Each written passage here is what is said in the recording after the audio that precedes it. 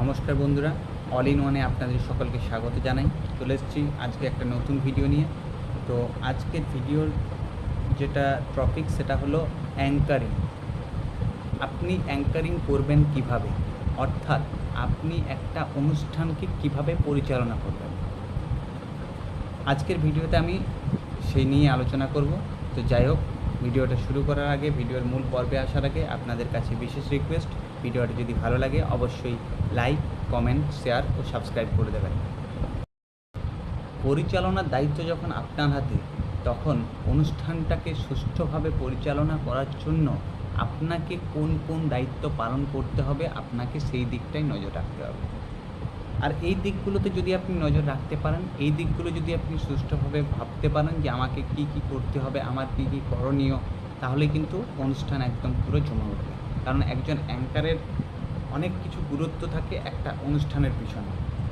একটা বিয়েবাড়িতে যিনি বিয়েবাড়িটা পরিচালনা করেন, তার ওপর কিন্তু দায়িত্ব থাকে পুরো বিয়েবাড়িটা কেমন হবে। তিনি যদি একটু এধার ওধার করেন, তিনি যদি ঠিকঠাক পরিচালনা না করতে পারেন, তাহলে কিন্তু পুরো বিয়েবাড়িটা একদম পুরো ভেস্তে যাবে। ঠিক সেরকমই একজন অ্যাঙ্কারিং, আপনি যখন অ্যাঙ্কারিং করবেন, আপনি আপনার কাছে সমস্ত কিছু আছে, নাচ, গান, কবিতা, আবৃত্তি। আপনি কোথায় কীভাবে কীরকমভাবে আপনি সেগুলোকে দর্শকদের সামনে উপস্থাপন করবেন, সেটা সম্পূর্ণ আপনার ওপর দায়িত্ব। অর্থাৎ আপনার ওপর কিন্তু দাঁড়িয়ে আছে পুরো অনুষ্ঠানটা কেমন হবে সেই ব্যাপারটা। এটা কিন্তু আপনাকে মাথায় রাখতে হবে। অর্থাৎ অনুষ্ঠানের শুরু থেকে শেষ পর্যন্ত আপনি কিভাবে অনুষ্ঠানটাকে পরিচালনা করবেন, সেটা কিন্তু আপনাকে পুরোপুরি একদম সেটিং করে রাখতে হবে। এরপর আসি আমি স্টার্টিং, অর্থাৎ আপনি অনুষ্ঠানটা স্টার্ট কিভাবে করবেন। অনেকেই তো থাকে যারা অ্যাঙ্কারিং করেন সাধারণভাবে আর কি। তো আগেকার দিনের মতো উঠে গেল, নমস্কার, আজকে শুভ সন্ধ্যা, তো এইসব বলে আর কি স্টার্টিং করার চেষ্টা করুন। কিন্তু আপনাকে মাথায় রাখতে হবে, আপনাকে অন্যের থেকে আলাদা কিছু করতে হবে, যাতে দর্শকরা আপনার প্রতি আগ্রহী হয়। অর্থাৎ আপনার আগ্রহ, আপনার চাহিদা দর্শকদের কাছে আপনাকেই বাড়াতে হবে। আর তার জন্য আপনাকে কি করতে হবে, আর 5 জনের থেকে আলাদা কিছু ভাবতে হবে, অন্যরকম কিছু করতে হবে, যাতে দর্শকরা সেই ব্যাপারটাতে আকৃষ্ট হয়। অর্থাৎ আপনি শুরুতেই যদি সেই আকৃষ্টতাটা এনে দিতে পারেন, তাহলেই কিন্তু অনুষ্ঠানটা শুরুর থেকেই খুব সুন্দর হবে। আর তার দায়িত্ব একমাত্র আপনার। তাহলে আপনি কি করবেন, আপনাকে সেই ব্যাপারটার দিকে ধ্যান দিতে হবে। আমি বলবো আপনাকে ব্যাক স্টেজের দিকে ধ্যান দিতে হবে। অর্থাৎ দেখবেন ভালো ভালো যারা ক্যারিং আছে, তারা দেখবেন সবসময় ব্যাক স্টেজের যে ব্যাপারটা থাকে সেটাকে ইউজ করার চেষ্টা করে। আপনাকেও কিন্তু এই ব্যাপারটাকে ইউজ করার চেষ্টা করতে হবে। ব্যাক স্টেজ অর্থাৎ স্টেজের বাইরে থেকে আপনাকে অনুষ্ঠানটাকে স্টার্টিং করতে হবে, যাতে করে দর্শকরা যখন সামনে বসে থাকবে, স্টেজ পুরো অন্ধকার, তার মধ্যে আপনি বাইরে থেকে অনুষ্ঠানটাকে স্টার্টিংটা করে আপনাকে ভেতরে এন্ট্রি নিতে হবে। তো বাইরে থেকে স্টার্টিং করে আপনি ভেতরে যখন এন্ট্রি নেবেন, তার জন্যে যে ওই সময়টাতে আপনাকে কিছু একটা করতে হবে। কী করবেন, আপনার মধ্যে যা কোয়ালিটি আছে সেটা আপনার নিজস্বতার ব্যাপার। অর্থাৎ আপনি যেটা ভালো পারেন, যদি আপনি ভালো কোনো আবৃত্তি করতে পারেন, আপনি যদি ভালো কোনো শায়েরি করতে পারেন, আপনি ভালো কোনো গান করতে পারেন, যাই হোক কিছু, কিন্তু আপনি সেটাকে বাইরে থেকে স্টার্টিং করে তারপর আপনাকে এন্ট্রি নিতে হবে। এইটাকে আপনাকে ধ্যান দিতে হবে। আপনি যখনই একটা স্টেজ অন্ধকার, একটা আলাদা ব্যাপার, অর্থাৎ অনুষ্ঠানটা শুরু হচ্ছে, যে একটা এনার্জেটিক ভাব দর্শকদের মধ্যে থাকবে, সেই সময় আপনি যদি বাইরে থেকে কোনো কিছু স্টার্টিং করে ভেতরে এন্ট্রি নেন, সেক্ষেত্রে কিন্তু দর্শকদের একটা এনার্জি ভাব প্রথম থেকেই বেড়ে যাবে। আর আপনার দায়িত্ব কিন্তু মেনলি ওই দর্শকদের এনার্জিটাকে বাড়ানো। এটাকে মাথায় রাখতে হবে। এটা হলো নম্বর 1 পয়েন্ট। নম্বর 1 পয়েন্টে আপনি দর্শকের এনার্জিটাকে বাড়িয়ে দিলেন, কিন্তু আপনার নিজের এনার্জি আছে, তো আপনাকে সেটার দিকে লক্ষ্য রাখতে হবে। অর্থাৎ আপনি গেছেন অন্যের এনার্জি বাড়াতে, অথচ আপনার নিজেরই এনার্জি নেই। দেখুন, আপনার কোনো পারিবারিক সমস্যা, আপনার গায়ে জ্বর, আপনার অন্য কোনো সমস্যা যাই থাক, দর্শক কিন্তু সেটা দেখতে আসবে না। কারণ তারা এসছে কী জন্যে, আনন্দ উপভোগ করার জন্য। আর সেখানে এসে তারা কিন্তু বিষাদের গান শুনবে না। এটা আপনাকে মাথায় রাখতে হবে। অর্থাৎ আপনি অনুষ্ঠানটা যখন পরিচালনা করছেন আপনার মধ্যে কিন্তু একটা ফুল এনার্জেটিক ভাব থাকতে হবে। অর্থাৎ আপনি যতক্ষণ অবধি স্টেজে থাকবেন আপনাকে স্টেজটাকে জমিয়ে রাখতে হবে। স্টেজ জমানোর জন্য আপনার কাছে আপনি যখন স্টেজে উঠছেন তখন আপনার সামনে দর্শক, অর্থাৎ দর্শককে নিয়ে আপনাকে সেই টাইমটাকে মেকআপ দিয়ে আপনাকে স্টেজটাকে পুরো জমিয়ে রাখতে হবে। এটাকে আপনাকে ধ্যান দিতে হবে। সেটার জন্য দরকার কি? এনার্জি। তাই এনার্জি ভাবটা কিন্তু আপনার মধ্যে অলওয়েজ রাখতে হবে। এটা আপনাকে সব সময়ের জন্য মাথায় রাখতে হবে। এটা হলো নাম্বার 2 পয়েন্ট। এর মাঝে আরেকটা কথা বলে রাখি, যদি কোনো গ্রামীণ অনুষ্ঠান হয়, ধরুন সামনে দুর্গাপুজোয় আপনার ক্লাব থেকে পুজো হচ্ছে, তো সেই জায়গায় দাঁড়িয়ে গ্রামের যারা বাচ্চা শিল্পী আছে বা যারা নাচ গান করেন তারা হয়তো স্টেজের মধ্যে নাচ গান করার জন্য এসছে। তো সেই রকম প্রোগ্রামের ক্ষেত্রে আপনাকে কিন্তু দুদিকে নজর রাখতে হবে। একটি হচ্ছে দর্শকদের কাছ থেকে আপনাকে হাততালি আদায় করে নিতে হবে। কাদের জন্য? শিল্পীদের জন্য। আর 2, শিল্পীদের এনার্জিটাকে বাড়াতে হবে। আপনি শিল্পীদের এনার্জি কী করে বাড়াবেন? শিল্পীদের এনার্জি বাড়াতে গেলে আপনাকে শিল্পীদেরকে কিছু দিতে হবে। কারণ কি? তারা যে নাচ গান করছে তারা কিন্তু কিছু পাওয়ার জন্য করছে। কী পাওয়ার জন্য করছে? তারা হাততালি পাওয়ার জন্য করছে। সেই হাততালিটা তারা পাবে কী করে? দর্শকের কাছ থেকে। দর্শক হাততালিটা কেন দেবে? না, সেটা আপনাকে আদায় করে দিতে হবে। দর্শকের কাছ থেকে হাততালিটাকে আদায় করে শিল্পীদেরকে আপনাকে দিতে হবে। তার জন্য আপনি আছেন মিডলম্যান। এটা আপনাকে মাথায় রাখতে হবে।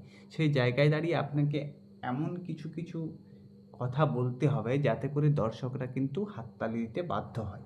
এটা আপনাকে মাথায় রাখতে হবে। যেমন ধরুন একটা হয়তো কেউ গান করলো, তারপরে আপনি হয়তো সেই জায়গায় গান শেষ হওয়ার পরে আপনি তাকে সংবর্ধনা দিচ্ছেন শিল্পীকে। তো সেই জন্য আপনাকে এমন কিছু বলতে হবে যেটাতে দর্শকরা হাততালি দেয় এবং শিল্পীও খুশি হয়। এই জায়গাটা আপনাকে কিন্তু ধ্যান দিতে হবে। এক্ষেত্রে আপনি বলতে পারেন, আমি যেমন একটা যাত্রার ডায়লগ ইউজ করি যে কিছু ক্ষেত্রে এরকম অনুষ্ঠানে আমি বলে থাকি, জীবনটাকে হাই রোড মনে করে, ব্যথা বেদনা দুঃখগুলোকে ছোট গ্রাম মনে করে, দুপাশে ফেলে রেখে ভাগ্যের বাম্পারে ধাক্কা খেতে খেতে প্রগতির হেডলাইট চালিয়ে কণ্ঠ নামক স্টিয়ারিং এর উপর ভর করে এই শিল্পী নামক চালকটি এগিয়ে চলেছে শিল্প জগতের নিশানায়। দোহাই আপনারা দর্শক নামক সেই গাড়ির যাত্রী হয়ে হাততালি নামক প্রাপ্য ভাড়া না দিয়ে গাড়িটাকে থামিয়ে দেবেন না। সো প্লিজ দর্শক মন্ডলী, হাতগুলোকে আর রাখবেন না খালি, দিন না একটু হাতে হাত রেখে জোরে হাততালি। তো এই যে ব্যাপারটা আর কি, তো এইটা বলার পর দেখবেন দর্শকরা অটোমেটিক্যালি হাততালি দিতে বাধ্য হবে এবং শিল্পীও কিন্তু খুশি হবে। অর্থাৎ কি, আপনি উভয় পক্ষকেই খুশি করতে পারলেন, দর্শককেও আর শিল্পীকেও। এটা হচ্ছে একটা অন্যরকম প্রোগ্রাম আর কি, ক্লাবের প্রোগ্রাম। আপনার গ্রামেরই যারা আছে তারা হয়তো অনুষ্ঠানে অংশগ্রহণ করেছে এবং গ্রামেরই দর্শক আছে, সেই জায়গায় দাঁড়িয়ে আপনাকে ক্লাব থেকে উভয় পক্ষকে খুশি রাখার জন্য এইরকম প্রোগ্রাম অনুষ্ঠান যখন পরিচালনা করবেন তখন এই ব্যাপারটা আসবে। তো এরপর আসি আপনাকে, এটাও ওরকমই কিছুটা ব্যাপার আর কি। তো হয়তো যে গান করছে বা যে নাচ করছে এবং তার পরবর্তী যে গান বা নাচের জন্য আসবে বা অন্য কোনো কিছুর জন্য আসবে, সেই যে গ্যাপিং টাইম, সেই গ্যাপটা, এই সময়টায় আপনাকে কিছু করতে হবে। এই সময়টাতে আপনি দর্শকদের সাথে আপনাকে আপনার কিছু জিনিস শেয়ার করতে হবে এবং এই টাইমটাকে আপনাকে মেকআপ দিতে হবে। এবং মেকআপ দেওয়া মানে তো এই নয় যে আপনি যা করে মেকআপ দিলেন তাতে দর্শকরাও কেউ কোনো এনার্জি পেলো না, বা আপনি বললেন তারাও শুনে গেল, এটা জাস্ট মানে তারা হয়তো ভাবছে যে কখন আসবে পরের জন, কখন আসবে, এরকম একটা ব্যাপার আর কি। মানে আপনি যে স্টেজে আছেন তাতে তাদের কোনো ইন্টারেস্ট নেই, কিন্তু আপনি যে স্টেজে আছেন দর্শকদের মধ্যে সেই ইন্টারেস্টটাকে জাগাতে হবে, যাতে দর্শকরা অনুষ্ঠানটা যখন কোনো শিল্পী যখন স্টেজের মধ্যে থাকবে দর্শকদের মধ্যে এই টানটাও যেন থাকে যে আপনি আবার কখন উঠবেন। অর্থাৎ আপনাকেও নিজের একটা জায়গা স্টেজের মধ্যে করে নিতে হবে দর্শকদের কাছে, এটা মাথায় রাখতে হবে। তো সেই জায়গায় আপনি কী করতে পারেন? আপনি কিছু মজার জোকস বলতে পারেন, আপনি দর্শকদের সাথে কিছু প্রশ্ন উত্তর খেলা খেলতে পারেন। তো হয়তো এমন কিছু গুগলি রাউন্ডের কোশ্চেন করতে পারেন যাতে করে দর্শকরাও এনার্জি পাবে। হয়তো তারা উত্তর না দিতে পারলে লাস্টে আপনি উত্তর দিয়ে দিন, কিন্তু আপনাকে তাদের সাথে খেলা খেলতে হবে, এটা মাথায় রাখতে হবে। তাহলে কী হবে না, দর্শকরা কিন্তু ইন্টারেস্টেড হবে অনুষ্ঠানটার ব্যাপারেও, আপনার ব্যাপারেও, এবং যে অনুষ্ঠানটা আলটিমেটলি যেটার জন্য আপনি, যেটা অ্যাঙ্কারিং আপনি করছেন, আপনি যেটা পরিচালনা করছেন, সেই অনুষ্ঠানটাও কিন্তু আলটিমেটলি জমে যাবে। এটা হচ্ছে ব্যাপার। তো এই দিকগুলোর প্রতি আপনাকে কিন্তু ধ্যান রাখতে হবে। এবং এসব হওয়ার পর যখন আপনি অনুষ্ঠানটা শেষের পর্যায়ে আসবে, তখন কিন্তু আপনি ওই যা হোক করে শেষ করে দিলে হবে না। এটাও আপনাকে মাথায় রাখতে হবে যে মানে হয়ে গেল বাস, যা হোক বলে নেমে গেলাম, এরকম না। আপনাকে অনুষ্ঠানটার সূচনাটা যেমন হয়েছে, সমাপ্তিটাও কিন্তু সেইভাবেই করতে হবে। তবে কিন্তু, কারণ শেষ ভালো যার সব ভালো তার, এটা মাথায় রাখতে হবে। আপনি বিয়েবাড়িতে খেতে গেছেন, সমস্ত কিছু রান্না ভালো হয়েছে, লাস্টে যখন মিষ্টি দিল আপনাকে, মিষ্টিটা হয়তো নষ্ট হয়ে গেছে, টক লাগছে। তাতে করে কি সেটা কি খাওয়ানোর যে ব্যাপারটা, সেটা কিন্তু ওই একটা জিনিস থেকেই খারাপ হয়ে গেল, পুরো নষ্ট হয়ে গেল। এটা আপনাকে মাথায় রাখতে হবে। অর্থাৎ আপনাকে আলটিমেটলি লাস্ট অবধি আপনার মধ্যে ফুলফিল এনার্জি রাখতে হবে, এবং এনার্জির সাথে আপনাকে এমন কিছু কিছু জিনিস করতে হবে যে জায়গায় দাঁড়িয়ে আপনি কিন্তু অনুষ্ঠানটার একদম সাফল্যমণ্ডিত করতে পারেন। এই ব্যাপারটা আপনাকে পুরো মাথায় আপনার কনসেপ্টের মধ্যে রাখতে হবে। তো শেষটাও আপনাকে কিন্তু সেভাবেই করতে হবে। যে হ্যাঁ, এইভাবে বলতে পারেন আপনি যে আজকের অনুষ্ঠানে এখানে এসে আমিও খুব খুশি, এবং আমি আশা রাখবো যেন প্রতি বছর আমি এরকম একটা মজাদার অনুষ্ঠান বা এই জায়গায় এসে, এই গ্রামে এসে এইরকম একটা অনুষ্ঠানের সাক্ষী যেন আমি প্রতিবার থাকতে পারি। তো এই রকম একটা আশা রাখি। আপনাদের সাথে সময় কাটিয়ে আমার খুব ভালো লাগছে। যেন প্রতি বছর আমি এসে আপনাদের সাথে এইভাবে সময় কাটাতে পারি। তো যাই হোক, আজকের মতো অনুষ্ঠান এখানেই শেষ করছি। সবাই খুব ভালো থাকবেন। এইভাবে একটা বলে পরে আপনাকে কিন্তু অনুষ্ঠানটা শেষ করতে হবে, যাতে সমাপ্তিটাও একটা তৃপ্তিবোধক হয়।